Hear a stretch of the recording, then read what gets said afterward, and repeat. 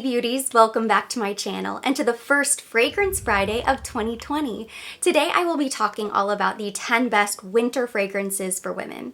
I don't know about you guys, but my taste in fragrances is constantly changing depending on my mood, the season, what I'm wearing, of course, the occasion. But in the winter months, I tend to lean towards fragrances that make me feel warm and cozy and just bundled up in a big blanket by a fireplace. And I'd also say that most of these fragrances are a bit more sophisticated than my summer scents. Now, before we dive right in, if you're new here, welcome. I'm so happy to have you. This is our pink, sparkly, positivity-filled bubble on YouTube, where we talk about luxury, beauty, fragrance, and so much more. So if you love luxury, join our community by subscribing, and don't forget to hit the notification bell. Beginning with Whispers of Admiration, this fragrance is from House of Sillage. I've talked a lot about them before on my channel, but just in case you aren't familiar, they are a luxury niche fragrance house. You can find them in a lot of high-end department stores. So Neiman Marcus, Saks, Bloomingdale's carries House of Sillage. Of all of the fragrances from them that I own, Whispers of Admiration is my favorite, and it is so difficult to choose your number one. But this just has to be it. And I first found this fragrance through their discovery kit. They're running a promo right now. If you use the code ERINNICOLE at checkout, you'll receive a complimentary discovery kit. I'll link all of the information down below. But I sat down one day and I was just trying them all, spraying them all on blotter cards and seeing which ones really spoke to me. And I narrowed it down to maybe 2 or 3, and then it became abundantly clear that the Whispers of Admiration was my favorite. I was so drawn to this fragrance instantly. It just so happens that coincidentally, the cupcake is pink and it comes in this beautiful bottle that speaks to my soul visually. Looking at it, it's beautiful. But the fragrance itself is so feminine and it's a very juicy, delicious fragrance. It's the best way I can describe it. I don't typically lean towards a lot of very sweet scents. I would say that this is a little bit sweet. It has top notes of peach, coconut, bergamot, and clementine, a heart of peony, gardenia, toffee apple, and a base of musk, cashmere wood, vanilla, amber, and heliotrope. It is so nice. I'm gonna go ahead and spray some on. It's fresh and floral and fruity and slightly sweet. Of course, right off the top, you get those fun flirty notes, the coconut and the peach.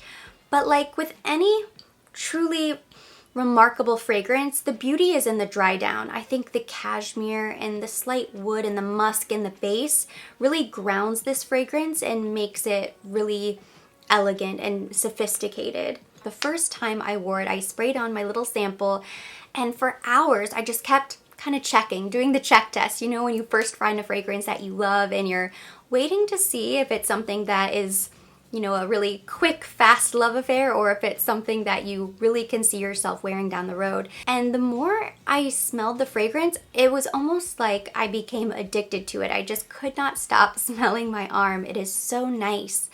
And there's something just so overtly feminine about this fragrance. There really isn't anything else in my collection that's similar. And I am partial to gardenia. If a fragrance has gardenia in the heart, chances are I am going to love it. But it's the vanilla and the amber in the base, those lasting notes, that makes this fragrance a really beautiful wintry scent. The next best winter fragrance for women is Tobacco Vini by Tom Ford. This fragrance is described as a warm, opulent oriental. It has top notes of tobacco leaf and spices, a heart of vanilla and cocoa, and base notes of dried fruit and a woody accord. It was inspired by an English gentleman's club because Tom Ford has an affinity for London, but it is truly a unisex fragrance. And I don't just say that because it is, of course, part of the private blend collection. All of these fragrances are unisex, but it is loved equally by men and women. In fact, I have had clients who would purchase this fragrance by the decanter because both the husband and wife would wear it. And I think it is such a beautiful winter fragrance for a woman because it's a little bit deeper, maybe a hint of mystery behind it. I think when a woman wears this fragrance, it's very seductive and sexy. So I would say this leans more on the evening side. It's definitely date night appropriate, maybe not special occasion like holiday party or some sort of festive affair, but certainly date night. And the vanilla in this fragrance is a very earthy vanilla. It's not incredibly sweet like the vanilla that you will find in Whispers of Admiration. The woody notes in the base give this fragrance a lot of depth, and when you're wearing Tobacco Vanille, it feels as if you are in a fancy club in London. You're sitting at a mahogany bar top, you're probably holding a delicious cocktail and wearing a fur coat. It just feels like a very classic fragrance. Next on my list is Coco Noir from Chanel.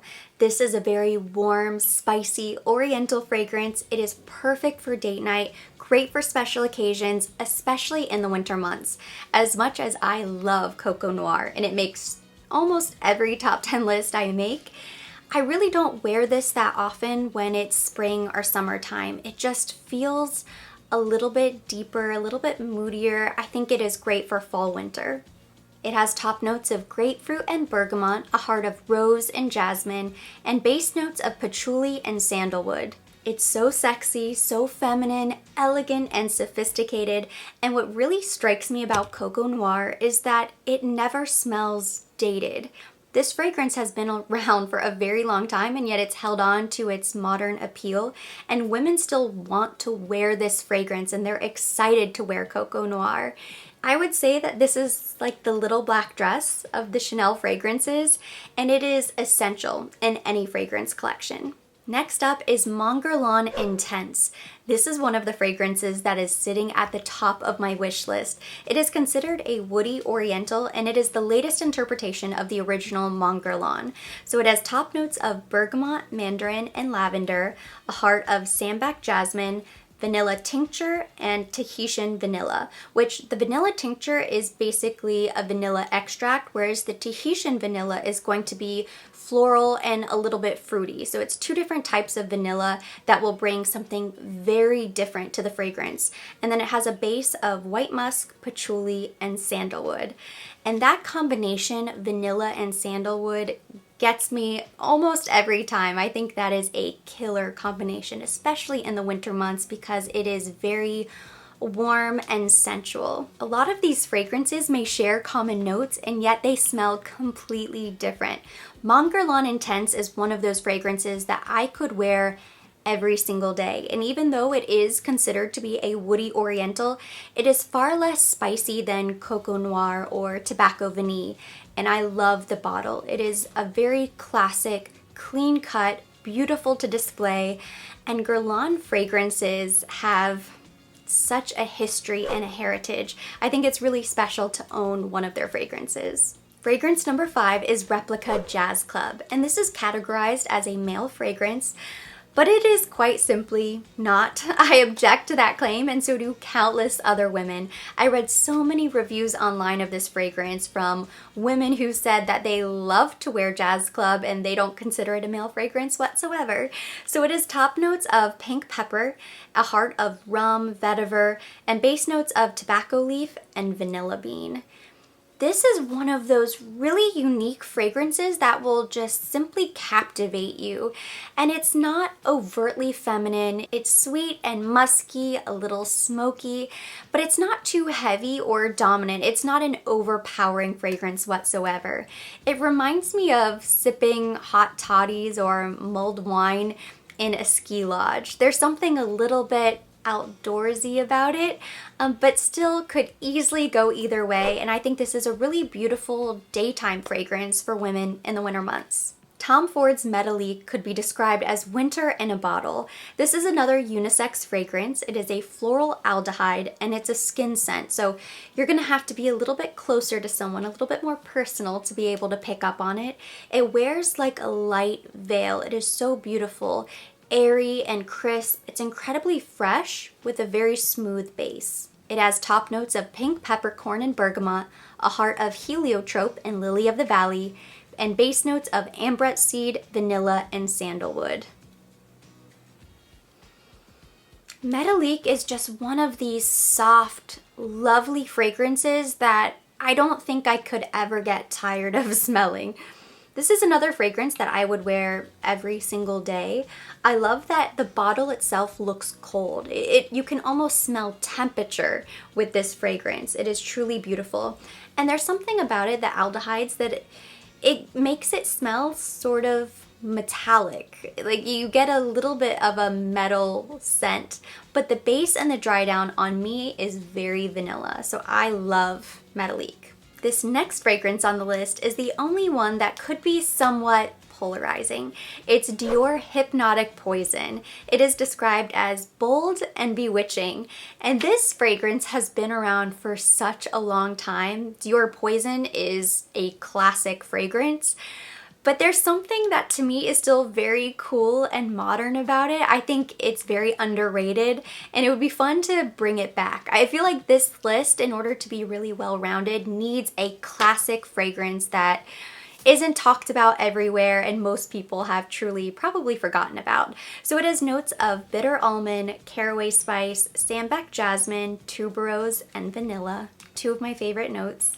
And it also has musk and mosses. And it is one of these fragrances that is hypnotic, truly. It's a narcotic fragrance that just, it's addictive when you smell it because it doesn't smell like a lot of other fragrances. It truly is almost in a category of its own, that it kind of gets you and you think, huh, what is that? There are going to be people who smell it and think absolutely not, that is not for me. And then there will be people who smell it and they are captivated, as I am, and just don't want to smell anything else. It is still widely available. I checked, it's available at Sephora, and I think I will probably be adding it to my collection sometime very soon. Although I have a few other Dior fragrances on my list that I need to add to my collection. But Hypnotic Poison is beautiful, and because it is sort of sensual and intoxicating, I think it would be beautiful for the winter months, an evening or a date night out on the town. Another intoxicatingly sexy fragrance for women in the winter months is number 8 Allure Sensual from Chanel. Unfortunately, this is not one of the Chanel fragrances that is widely available in department stores. It's almost been pushed to the corner a little bit. You can find it online and also any of the beauty boutiques if you happen to live nearby one of those.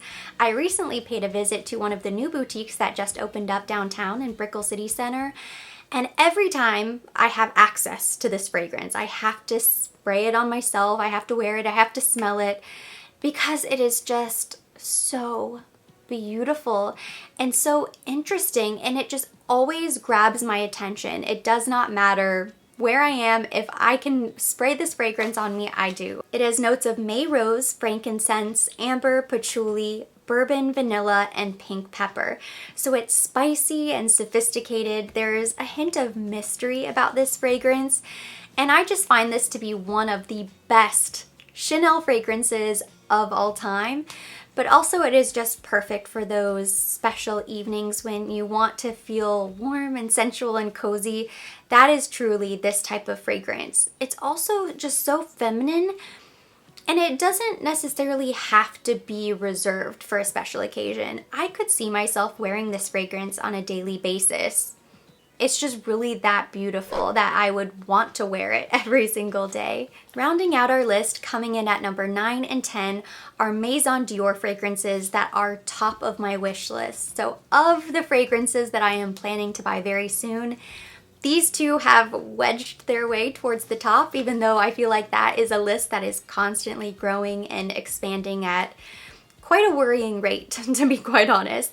But I had the opportunity to smell these fragrances when I was in New York visiting over the holiday, because they are, again, not really widely available. We do have a Dior boutique in the Miami Design District. However, I don't think they carry any of the fragrances. And what first got me interested in the Maison Dior fragrances was the candles. The Maison Dior fragrances are similar to Les Exclusives fragrances from Chanel, so you won't be able to find them everywhere, but these two are my favorites. Coming in at number 9 is Belle de Jour.